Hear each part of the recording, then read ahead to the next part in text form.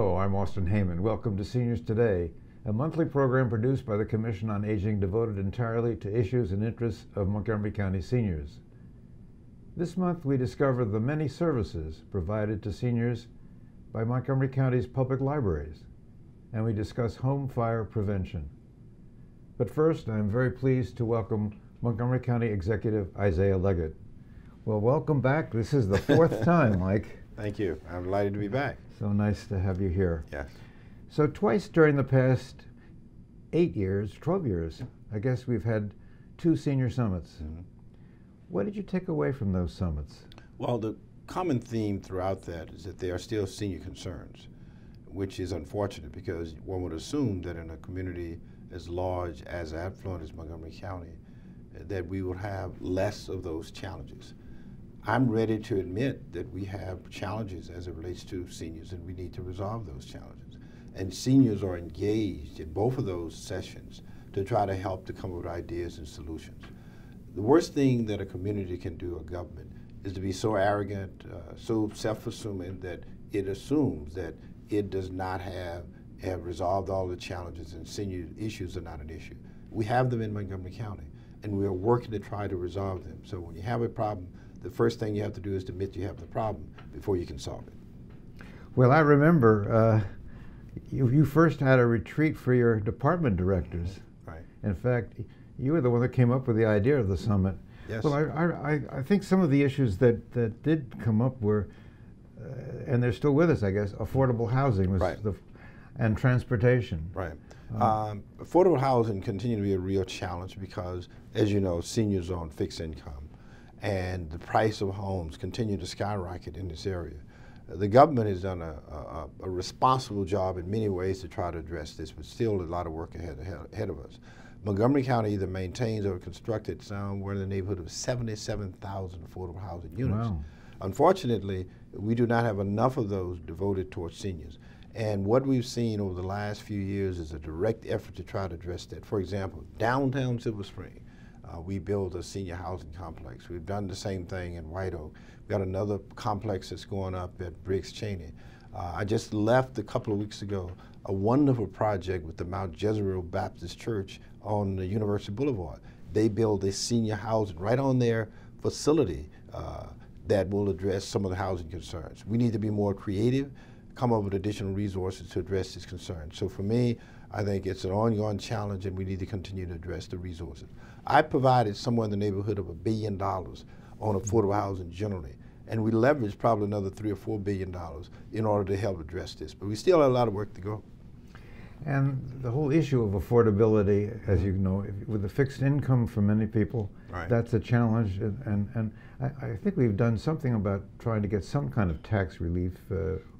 Both the state and the county has tried to do some of that. Yes, and we have provided some tax relief, but we need to do even more because the big challenge for seniors, is to maintain the homes that they have. There are many seniors who are living in homes that they would like to continue to stay there. They're familiar with the neighborhood. They feel secure, and so we added another program in addition to the tax relief, something called Design for Life, whereby we're given credit for things that seniors need in order to make the home much more accommodating for them. That is, for example, to have lifts in the home, to have the ability to have walk-in showers. We provide a program that will provide that as well. So it's not just one single area, for example, the tax relief that you just talked about, but we need to address it from a variety of other places as well. And the other thing you initiated was to join the World Health Organization AARP Age-Friendly Initiative. So you've got about 10 groups working on not only housing, but all a variety of areas. But it goes back to your earlier point, the Senior Summit, because it provided the foundation, the impetus, and the ideas for us to expand to a number of areas. And that's why those summits were so important. A, admitting we have a challenge. B, coming together with those who understand the problem. And then coming up with solutions and ideas and try to create avenues to approach these problems. That's the approach that I wanted to follow. So the last time I interviewed you here, you came up with a suggestion for something to work on that hadn't been addressed before, and that was technology. Oh, yeah. And actually, you said it on this show, and people said, wow, we've got to do something about that. And so you had a contract with, it's called Senior Planet. Right. and they've done a lot of good Oh work. yeah, it's so delightful to go and see how our seniors are now becoming much more connected with technology, because many seniors came at an age where technology was not available in schools, it was not part of their work or the training, and now they feel somewhat isolated. And so trying to connect them, just, seniors tell me I can't connect with my grandkids because right. they don't write letters, they don't call, they simply go by the text. I have that challenge. Yeah, which reminds me, I recall you saying on one occasion that now you joined the Medicare group. Yeah. You had some different insights, and you told that story about the signs. Oh yeah. This was some years ago when I was in county council. Seniors came to me with an idea about increasing the signage, making them much more visible. And I looked at the cost of it. I said, wow, that's an astronomical cost. Why should we be doing that? That's not so high on the priority. And I sort of pushed aside the issue and left it alone. And a few weeks later, I was driving out in my general neighborhood and it was raining, and I was trying to find a street address, and I was squirting my eyes and I was trying to see it, and I couldn't see it, and all of a sudden this thought came to me. Boy, those seniors had a wonderful idea. Exactly. Maybe somebody should do something about that. Exactly. So you've also had lots of town meetings. You're very accessible. What kinds of things come up at the town meetings, or perhaps some of the same things? Well, you get a little bit of the same thing, but you get them from different people. And you also get some new ideas. This is a highly educated community. People are quite active, engaged in Montgomery County. And as a result of that, you don't stifle that kind of creativity, that activism. And so I go out to engage seniors. Sometimes there are questions and issues that come up repeatedly, but there are many issues that you have not thought about. For example, the challenges with transportation continue to be a real challenge for us. The challenge that as we went through most of the recession, where many seniors had to continue to work, was not a problem in the past. And so you hear those kinds of things. Greater access to the libraries. We had seniors out with the Library Coalition of Folk arguing for more access, more accessibility, better materials in the libraries, and that was a very strong statement from seniors as well as many others. So having those town hall meetings, talking to people, engaging with them on an ongoing basis, I think is helpful.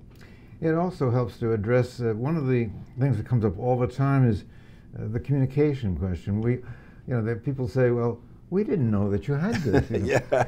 So we do try hard to deal with that, but it is a challenge. Oh, it certainly is. And then, of course, the new dimension in the last decade or so is the diversity of our population, and the diversity of our senior population now. And it's not just kids, so that we have the language challenge.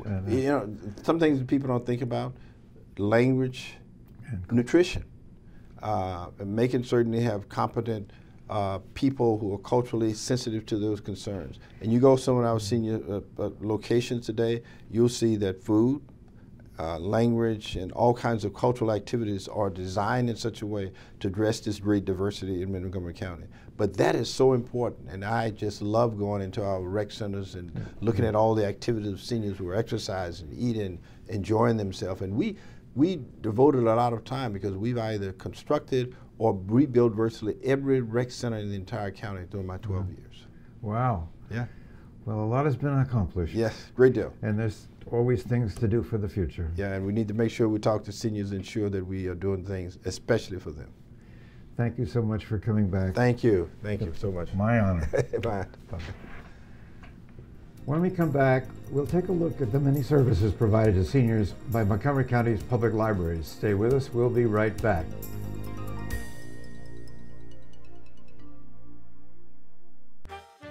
Did you know there are more than 10,000 county government phone numbers?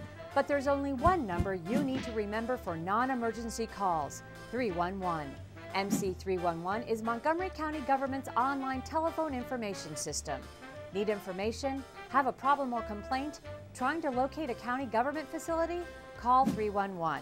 The call center is open Monday through Friday, 7 a.m. to 7 p.m. The website is available 24 hours a day, 7 days a week.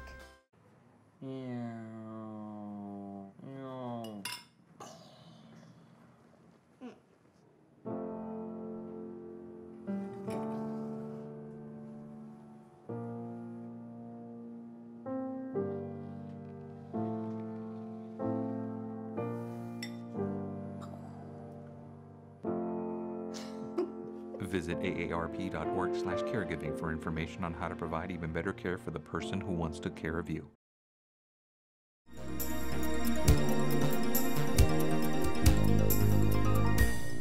Welcome back to Seniors Today. Montgomery County Libraries offer a variety of services that enrich the lives of seniors. And joining me to tell us more is Anita Vasello, the Acting Director of Montgomery County Libraries. Well, welcome to Seniors Today. Hi. Good morning, Austin. So the libraries today are more than books and DVDs. Oh, you bet. Tell us about the libraries of today. So the libraries of today offer services, technology, materials that are far from what was in them when I started my career with libraries in 1974. We have programs today for all ages. The things that we focus on for seniors are programs that will enrich their lives, give them opportunities for recreation, for social time with people of all ages, intergenerational programming, and help them if they're looking for employment or they just want to be able to learn how to use that fancy iPad their grandkids gave them so that they could FaceTime every day. Well, I love the publication that started maybe a year or two ago, the Check It Out, that comes out for every quarter. And I looked through that and I found out that you have speakers, you even in some libraries there's music, there's exercise. Right. You wouldn't, in a All way, the libraries is sorts of sort of like a community center. It is, it is. That's what libraries today are. They're a hub for the community. And we work very hard in order to provide that sort of community focus at each of our 21 branches. So there's some new programs that you were telling me about earlier. Something about musical instruments lending? Yeah, we just kicked off in September our first Library of Things, and this is the Library of Things Music. And we have a collection of 29 musical instruments. This is placed at the Twin Brook Library that people who are over the age of 14 can borrow with their library card, take them out for 2 weeks and see how they enjoy it. So if you are newly retired, for example, and you were playing the electric bass in your garage band when you were in college but never picked it up again, you can come on over to the Twin Brook Library, check out an electric bass and an amp, Oh my goodness. take it home and see how it goes. We have mostly stringed instruments and percussion. That's cool.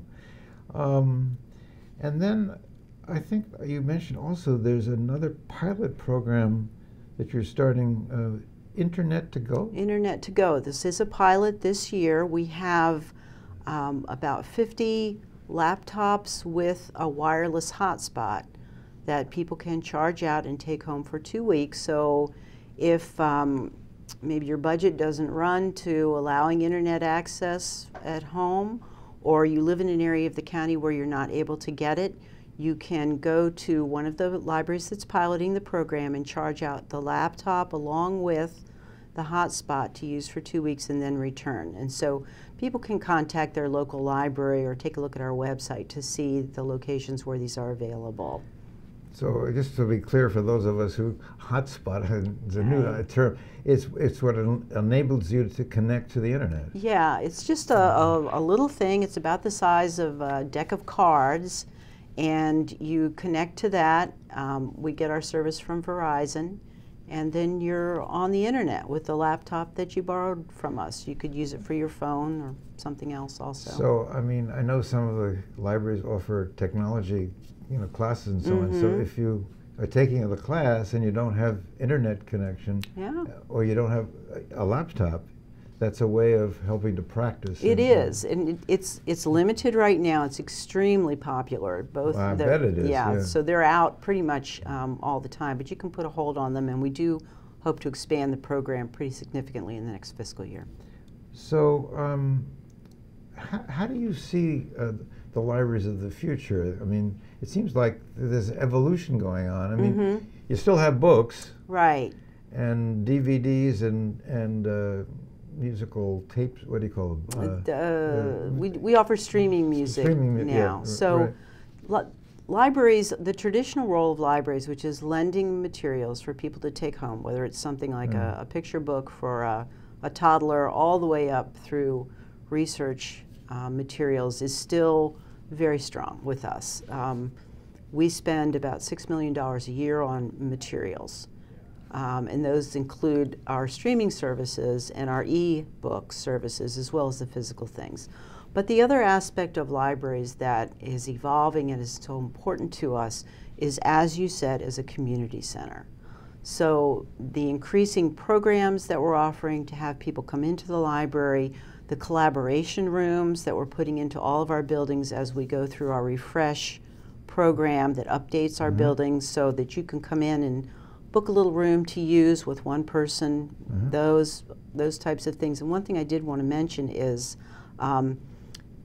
I know that this is going to air a little bit later, but we also had a wonderful senior resource fair at the Kensington Park Library in October. So we're trying to bring information, resources to all people and have them know that the library is a trusted place in the community where they can come and find what they need and they can rely on it and get the service and help. Now, you mentioned for those folks who can't come to the library, you have a new pilot program. Is it Books at Home? We do, and this has come out of pilot. It's called Books at Home, and this is for people who are not able to make a physical trip to the library because they're ill, they have disability issues, mobility, and what they can do is apply to enter this program, and they will be mailed 5 books a week, and they can have up to 20 books at one time. They can place holds on items, and then they just mail them back. It's free, there's no charge. There's no eligibility? I mean, yeah, you just have to have kind of certification from either a physician, a social worker, or a library staff member that says you are not able to physically get to the library. So it can either be very limited, you know, you're ill, you're in rehabbing from something, a knee replacement or whatever, for about 6 weeks, and you can have the service during that time period. Well, that's a terrific. Yeah, it's kind of old-fashioned, that one. That's great, and you just get in touch with the library, your local library, to arrange that. Yep, exactly. Well, that's really an important initiative, I think.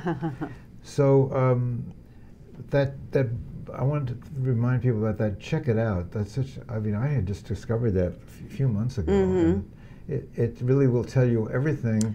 Yeah. That you want to know about what's going on. Pretty much. We can't get every single thing we do in there, but we do get a lot, and it's a quarterly newsletter. It comes out. I think we have one coming out in December, and it focuses on all of the different programs, the special activities, things like our Contemporary Conversations program, story times. You can find out what's going on, and it'll put you in contact with all of our branches. A lot is going on. Thanks so much for coming in. Thanks for coming in. Thanks for having me. I love talking about the library. When we come back, we'll close the show today with important advice from the Montgomery County Fire and Rescue Service on home fire prevention. Please stay with us. We'll be right back.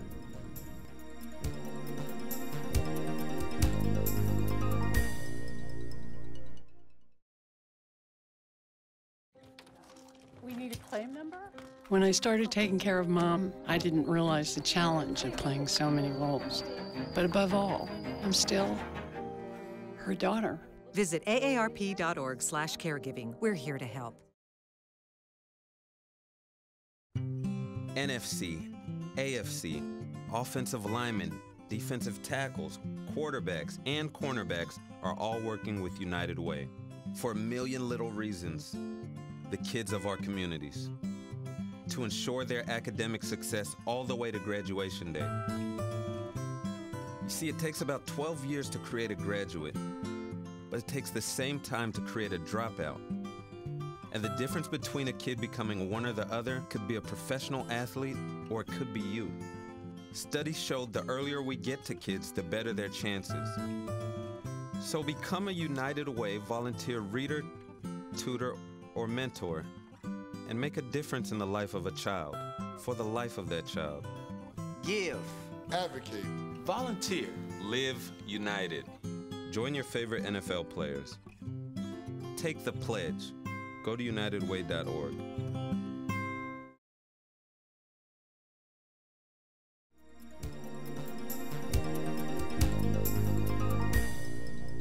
Welcome Welcome back to Seniors Today.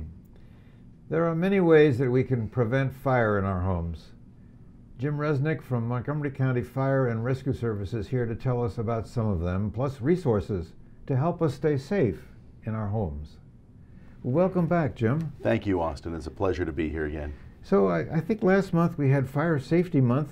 Yes. And what was the big topic that you focused on? It continues to be smoke alarms, prevention of fires. Also a big thing that I didn't even mention to you before, but it's closing your door when you go to sleep at night.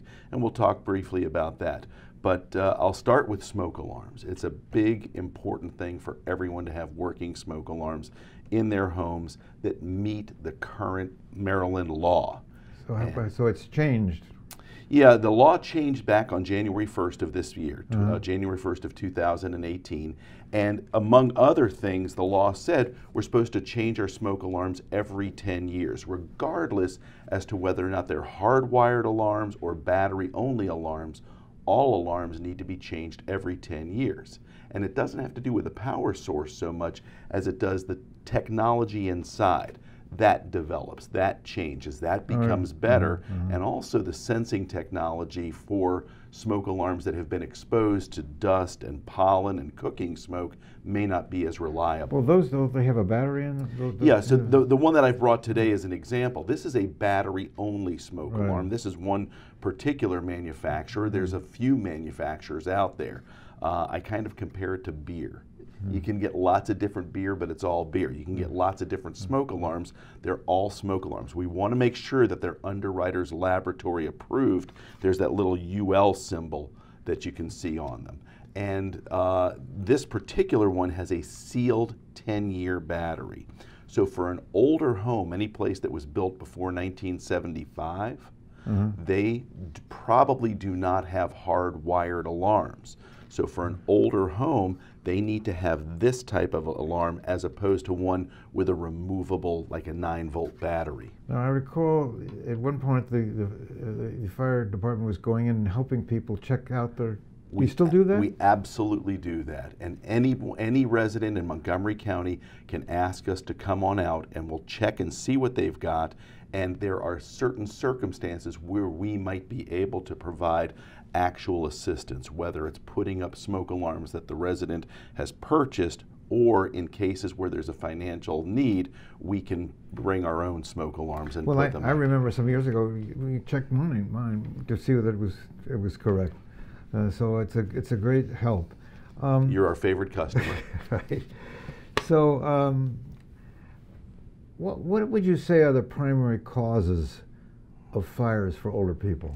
Well, and we're getting into this time of year where the fire load in Montgomery County starts increasing dramatically. As it starts to get cooler, it's darker for more hours of the day. People are spending more time in their home. They're cooking for holidays and so on. This is a big fire season. So cooking is... That's the #1 reason for residential fires is unattended cooking. Yeah. They someone puts something on the stove or in the oven. It's easy to do. Yep, and then they forget about it. And there's different strategies that we can suggest. Some people say set a timer on your phone. That's what I do. Yep, yeah. Or a kitchen timer or something like that. Other people say, I'm just going to physically stay in the room and I'm going to pay attention to it that way. But the biggest thing is if you leave the room or if you're going to be distracted, shut it off. Now, you mentioned the season, of course. The season is fires in your fireplace. Yep. And along those lines, we talk a lot about heating safety, okay? And there's a lot of different sources that we might have for heating our homes, whether it's a fireplace, a wood stove, kerosene stove, other kinds of ancillary devices like that. We always want to make sure we follow manufacturers' recommendations and just good safety practices, like making sure that small children, pets, and ourselves are at least 3 feet away from these types of objects. If you're using a fireplace, you want to have a glass covering in front of that fireplace so a spark or an ember won't come flying out and can cause a fire. One of the things that you've told me before, which surprised me, is that one of their major tasks is dealing with fall prevention. And of course, I don't think of that with the fire department. I guess that's fire and rescue. Yep.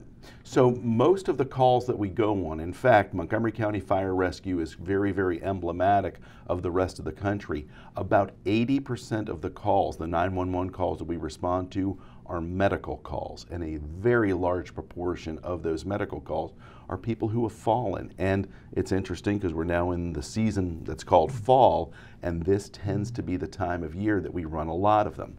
Ice starts forming. Sometimes, you know, it gets below freezing overnight, and there's a little bit of water down, and that can cause falls. It's darker, so it makes it more difficult for us to see where we're going. So lighting is a real big thing. Whenever I take my dog out for a walk and it's dark, I'm making sure I have a flashlight with me. Our clothing also can cause problems. If I'm wearing hats and other types of things like that, I might not be able to see as well. So all of these things are important. It's important to stay physically active, stay physically in shape, and that can help to prevent a fall. So is there a number or website that you want to have people? Absolutely. The first thing is anyone can go call 311 and ask that the Montgomery County Fire Rescue Service come out and check their smoke alarms. That's a free service of the Montgomery County Fire Rescue Service. Our website is www.mcfrs.org/mcsafe. And going on that site, there's a huge number of resources, including fall prevention, fire prevention, and the like. So we have about 30 seconds left. Yep. I have one last question. Yes, sir. Have we made progress since that study 10 years ago? Absolutely. We just celebrated the 10-year anniversary of the Senior Fire Safety Task Force. They came out with about 40 recommendations. We have been able to follow probably 3/4 or more of them, and in those subsequent years, we've been able to significantly reduce fires and fire deaths, especially those involving seniors, but the work continues. That's great news. Yep. Thank you for what you do, and thank you for coming in again, Austin, Jim. thank you, and thank you for 18 years of doing this. Well, that's it for this month's Seniors Today. Don't forget that you can access this show and a great deal of information about county services for seniors by going to the Montgomery County Senior website at montgomerycountymd.gov/seniors, or call the Senior Resource Line at 240-777-3000. And as always, thank you for watching Seniors Today.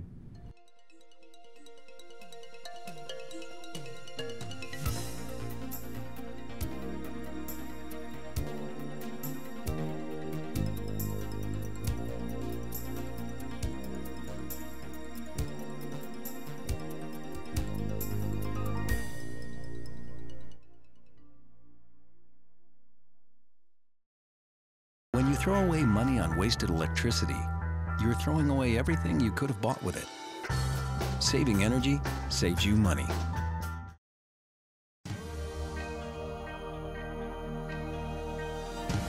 Be active, Montgomery. Starting today, you can be active and treat yourself to a wide array of great activities offered by Montgomery County Recreation. With 4 indoor aquatic facilities and 20 community rec centers that offer exercise and weight rooms, you'll find everything you want from sports and fitness to senior activities, from cooking to dancing, classes, trips, and tours. Be active, Montgomery. Yes, starting today, you can work toward a healthier lifestyle.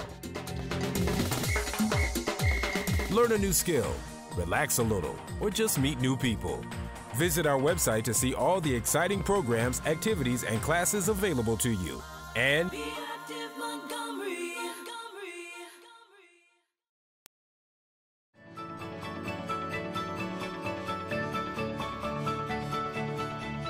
County Cable Montgomery, your information station.